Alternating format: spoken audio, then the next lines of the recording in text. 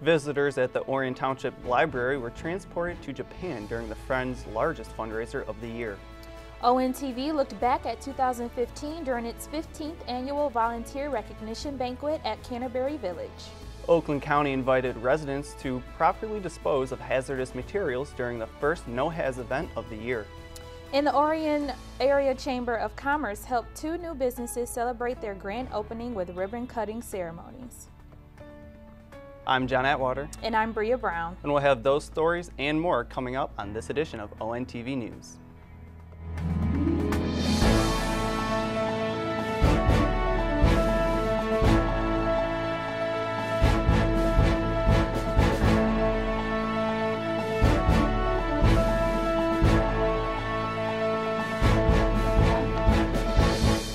The Friends of the Library is an organization that helps support the Orion Township Library through used book sales and other fundraisers.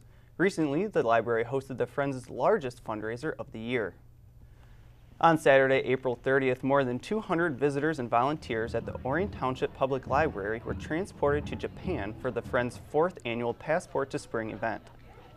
Upon entering, visitors were handed a passport that included a schedule of events and tickets for food, drinks, and gifts, as well as a chance at door prizes. Since 2012, the Friends have fully supported the programming budget here at the library. So funds raised from this event, in addition to the 3 book sales that the Friends do, gets funneled right back into the library to pay for the programming for our outreach program, adult, teen, and youth. The Friends mean everything to the library. We could not do all of the programming that we do without the Friends fundraising that they do for us. So we are able to have a summer reading program, we're able to do a battle of the books, we're able to have book discussions and bring in presenters and authors to talk to the public. We couldn't do any of that without the Friends, and so this event is their big fundraiser for the year. We are able to bring the community together here at the library and experience something a little bit different at the library, and that's a lot of fun for everybody that's able to come out. As visitors made their way through the library, they were able to experience authentic Japanese culture. Numerous demonstrations took place throughout the night, including music, dance, and crafts. Entertainment included the taiko drummers.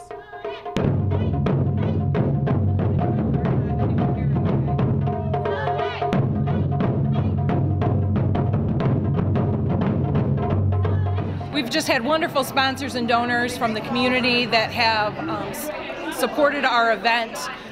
Donations in the way of goods as well as actual funds to be able to bring in these performers, these demonstrators, and to put on this event. I'd like to thank them. Also like to thank the large mass of volunteers from our school system as well as the adults who volunteer here at the library. They are here in force tonight. We have over 50 that are helping us put on this event and make it go smoothly for our community. The next Friends of the Library fundraiser is scheduled to kick off on Monday, May 16th. The Friends Gently Used Book Sales invites teachers to get a first-hand look on Monday. Friends members can shop on Tuesday, May 17th. The sale opens to the public on Wednesday, May 18th and runs through Saturday. For more information, visit orionlibrary.org.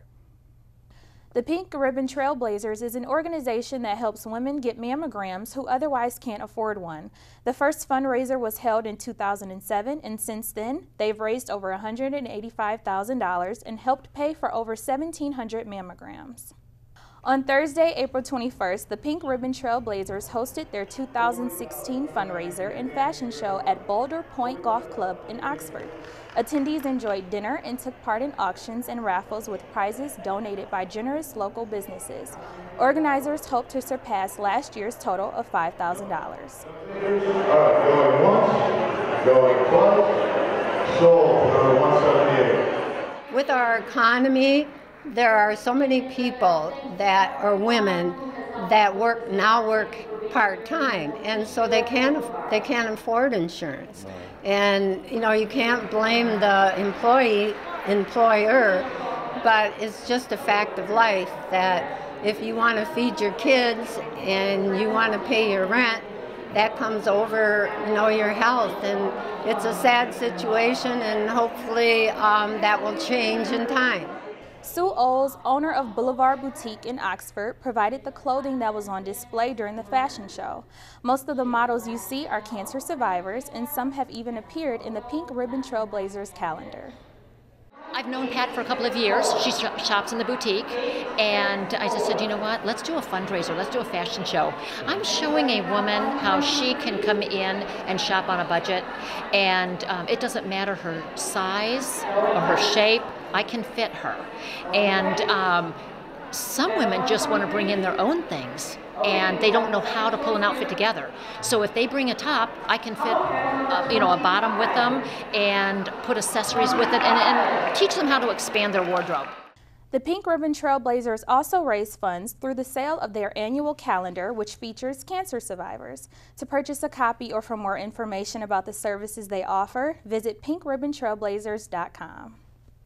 As the weather warms up, homeowners begin to do a little spring cleaning around the house, yard, and garage.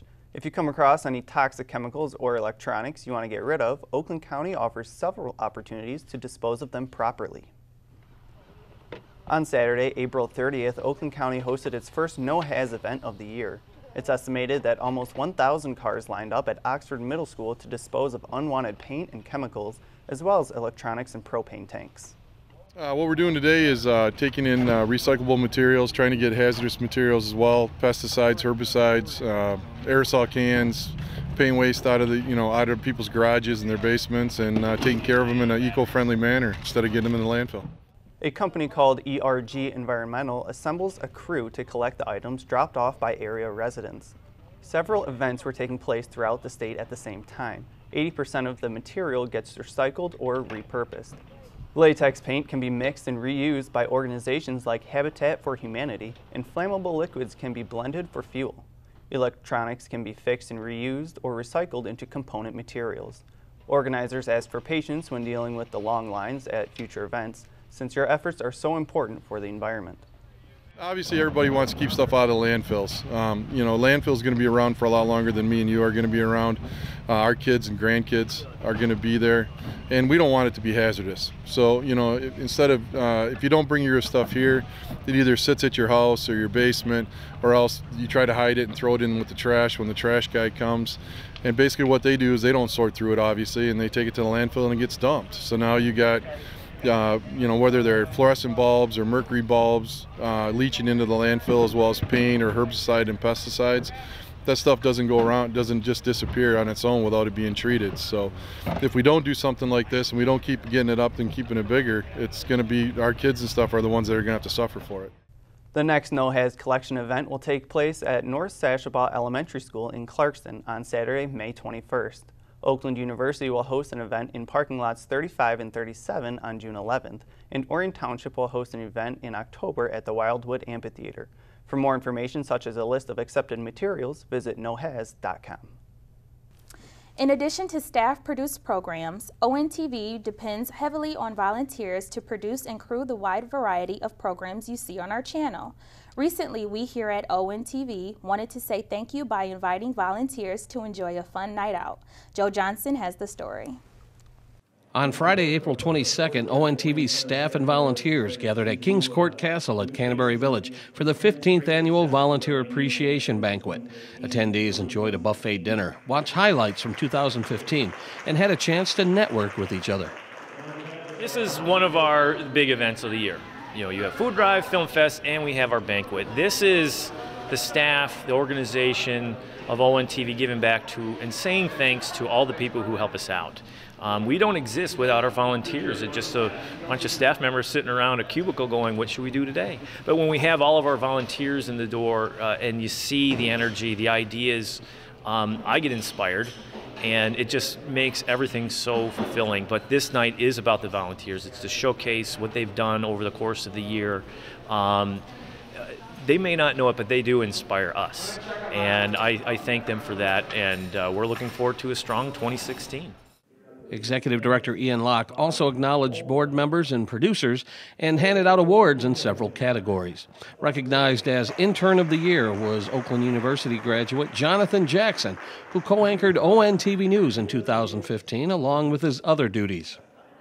My year at ONTV has been a roller coaster of fun and just so much experience and learning, and I've loved it so much, from meeting the staff, from working on productions like the food drive, to Dragon on the Lake, the festival on the lake, and even doing, hosting shows. It's just been so much fun, a great experience, and a great ride. In a departure from the norm, the award for Rookie of the Year went to an entire family. Pascal Ream and his parents, Martina and Oliver, not only produced the series You Can Do It, but they also volunteer to help out on numerous productions at ONTV. What opportunities does ONTV present to you? So far, literally every opportunity. Like, everything. If I want to make a show, if I want to produce a show, direct one, anything I can think of, I can do. There's complete freedom and fun at ONTV. A familiar face at ONTV, Kevin McCormick was named 2015's Volunteer of the Year. I was completely surprised because I did not expect that I was up for any kind of an award. And Volunteer of the Year is just the best award that I could get. I do this because I love it, and I didn't expect any kind of remuneration or any kind of recognition for it. So it was very humbling and very appreciative. And the award for Producer of the Year went to Luis Mendieta, who hosts and produced Social Connection, an entertainment series that covers a wide variety of topics. ONTV has been the greatest thing ever happened in my life. I have a lot of energy. I'm always excited about, being able to produce or come up with ideas that I never thought about that I would be doing. And I think that this year has been great for me. I have been able to come up with so much material, so much work, and I'm very happy and I'm very proud. Very proud to be part of this group. ONTV offers ongoing video production classes and provides the facility and equipment to produce your own TV show. If you'd like to get involved, give us a call at 248-693-3377 or visit our website, oriontv.org. At Canterbury Village, this is Joe Johnson reporting for ONTV News. Thanks, Joe. On Monday, April 25th, the Lake Orion School Board held a public hearing at the Orion Township Public Library. At this hearing, the school board presented information to the public and took questions and comments from the audience. Many who spoke to the board were concerned that focus schools in the district were going to be closed or changed into neighborhood schools. The school board is considering closing at least one building in the district to combat a declining student population and overall spending. To watch the hearing in its entirety, visit our YouTube channel. On Monday, April 25th, the 52nd 3rd District Court held its 6th annual court night, where judges opened up their courtroom to educate teens and their parents on marijuana, underage drinking, and drug misuse. Take a look from inside the courtrooms. Court night is a special event geared to discuss the consequences and effects on kids and teens in the community. Held at the 52nd 3rd District Court, judges and local law enforcement explain laws on each subject so the community has a better understanding. Auburn Hills Drug Recognition Expert Officer Dan Pratcher teamed up with Judge Nancy Karniak to discuss the dangers of marijuana. Pratcher spoke of an incident where a driver kept sideswiping the median wall repeatedly on I-75. He immediately pulled the driver over. The driver told Pratcher he thought he was in a nightmare, and in order to wake up, he had to kill himself in the dream. Pratcher asked if he had anything in his system, and the driver replied he smoked marijuana for the first time an hour prior to being pulled over. Judge Karniak is concerned about the community and believes the coalitions are doing a great job of bringing awareness. I think our main message is to spread awareness throughout the community for all types of drugs, legal, illegal, and alcohol-related offenses. It's also to bring the communities together, and we do a great job. When I say we, I mean the coalitions do a great job of doing that. Judge Julie Nicholson and Lake Orion Police Chief Jerry Narsh spoke on addiction to prescription drugs, specifically heroin, eventually leading to overdose. Chief Narsh explained from his point of view, being on the streets of Lake Orion, the problem, the impact of the community, and how to fight back. Narsh discussed how age demographics in America indicate first-time users of heroin are between the ages of 12 to 20. The impact on the youth using can't control their addictions, and it becomes a distraction that can lead to lack of reaching college goals. Judge Nicholson also showed parents and teens a naloxone kit that police keep in their cars. Naloxone treats an overdose in an emergency situation. Nicholson enforced police are very careful about how they use naloxone because they don't want users to think of it as a safeguard and still consume the drug.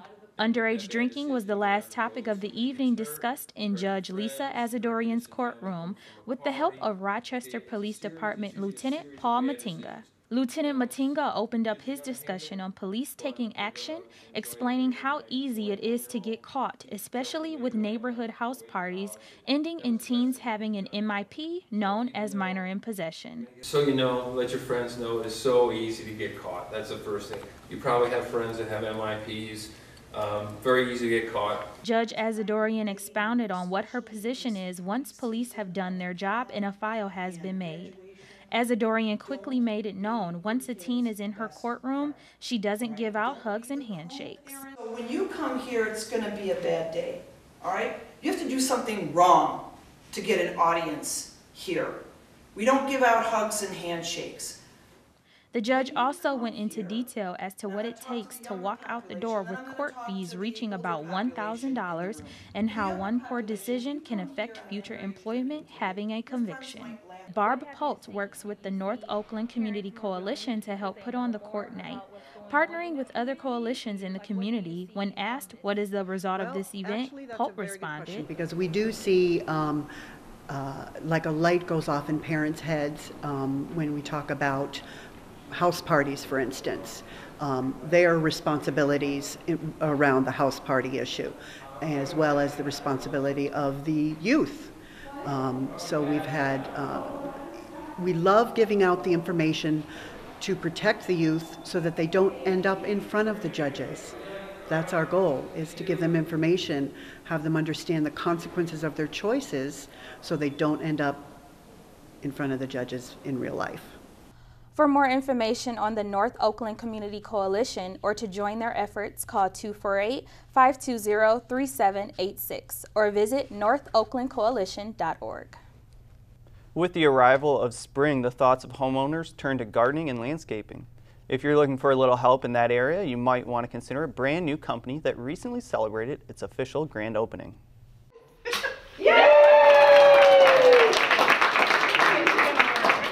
On Thursday, April 28th, representatives of the Orion Area Chamber of Commerce gathered together to celebrate the grand opening of a brand new business, PMA Lawn and Landscaping in Lake Orion. Owner Peter Alexander, whose initials are PMA, leased office space on Indianwood Road in December, and business has been picking up as the weather gets nicer. It started about 3 years ago. I decided to buy a backpack blower, and I started doing fall cleanups around my neighborhood, and then I actually borrowed my dad's mower and went and mowed yards around the neighborhood. And then eventually it just got bigger and bigger, and my parents actually bought me my first mower because I think they got sick of me using their mower. And then it got a little bit bigger, bought a truck, bought a trailer, and then it's still in the process of growing, but now I'm at the point where I service Clarkston, Lake Orion, Oxford, Rochester, and recently Shelby and Macomb. In addition to leasing office space, he has been able to keep his trailer and equipment at the Indianwood location. Currently, Peter has been putting in 13-hour days in addition to attending college. He occasionally hires help when needed. Friends and family came out to support him during the ribbon-cutting ceremony. Oh, wow, it's just wonderful, all the support, especially with the Orion Chamber. I mean, I had no idea that, because I recently joined, I had no idea how supportive they were, and it's just wonderful, and I look forward to spending more time with them and getting to know everyone in the chamber. If you're looking for someone to help out with your landscaping, lawn, or garden needs, give PMA Landscaping a call at 248-392-8980. The Orion Chamber welcomed another new member earlier in the month. The goal of this new business is to help you get in shape and healthy. On Thursday, April 21st, Chamber representatives gathered at Ideal Core Pilates in downtown Lake Orion. Extensive remodeling was done on this building, which was once an automobile garage. Most of the stuff that we did, it was just flooring and painting. Everything else came with it. It was a gorgeous building. We walked in. We looked at a couple places before that. We walked in, and it was love at first sight. We looked at the ceilings, the traditional Barnwood. We looked at the light fixtures, and we knew that this was the place. The business opened its doors on April 16th and celebrated its grand opening on the 21st. Area residents are invited to make an appointment to use the variety of exercise equipment. Owner Lindsay Hill has been a longtime fan of Pilates and decided to open her first business. 1, 2, 3, go! Yeah.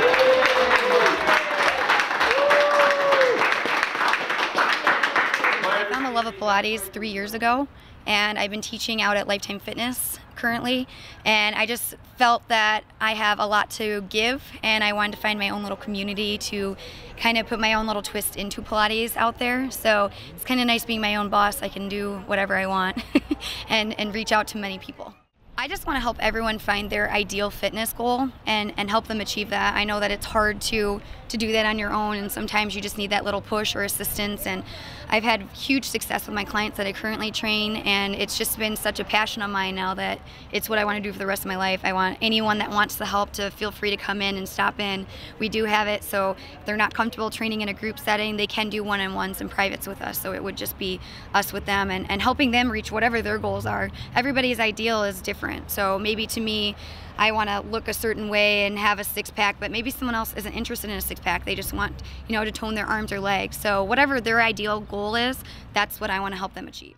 Ideal Core Pilates is located at 115 North Broadway in downtown Lake Orion. Their website is currently under construction, but you can find them on Facebook. You can also give them a call at 810-441-2055 for more information. And that'll wrap up this edition of ONTV News. On behalf of everyone here at ONTV, I'm John Atwater. And I'm Bria Brown. Thanks for watching.